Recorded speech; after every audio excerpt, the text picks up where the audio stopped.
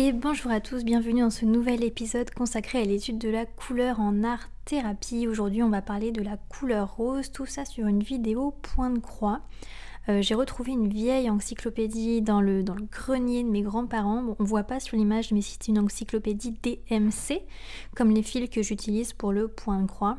Je tiens juste à préciser que le point de croix que j'ai réalisé ici, c'est vraiment le point que moi je pratique depuis que je suis toute petite. On m'a appris comme ça, on m'a appris plusieurs méthodes, mais moi je fais comme ça.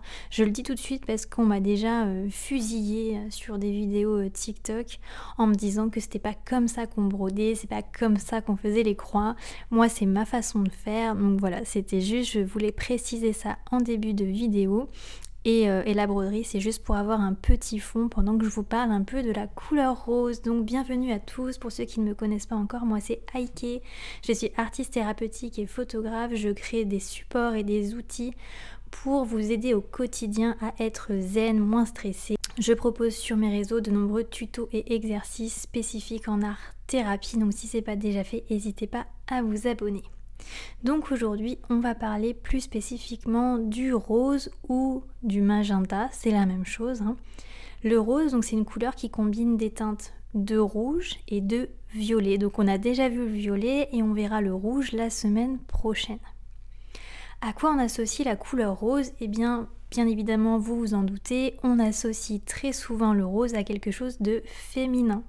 Mais il faut savoir que cela n'a pas toujours été le cas dans l'histoire. Cette teinte, ça représente surtout quelque chose d'émotionnel. C'est une couleur d'équilibre qui amène à réfléchir à l'équilibre de sa vie.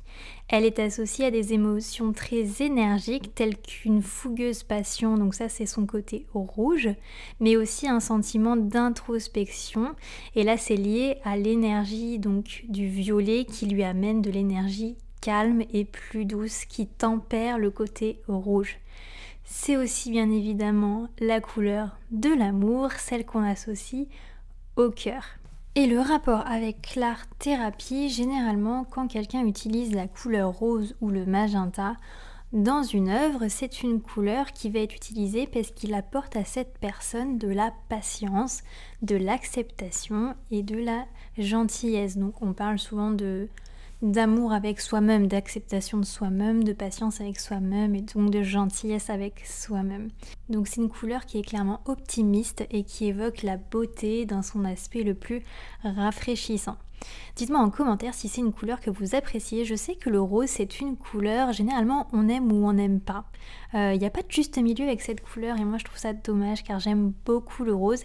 Et c'est vrai que je trouve qu'on n'ose pas assez utiliser cette couleur, que ce soit dans notre façon de nous habiller ou dans nos dessins, dans nos photographies, etc., dans tout canal artistique. Je trouve que c'est une couleur qui est sous-représentée, qu'on associe trop souvent à un côté girly, un peu Barbie. Voilà, je trouve que ça a trop ce côté-là girly Barbie, et du coup je trouve qu'on n'ose pas se faire plaisir avec cette couleur, et ça c'est bien dommage.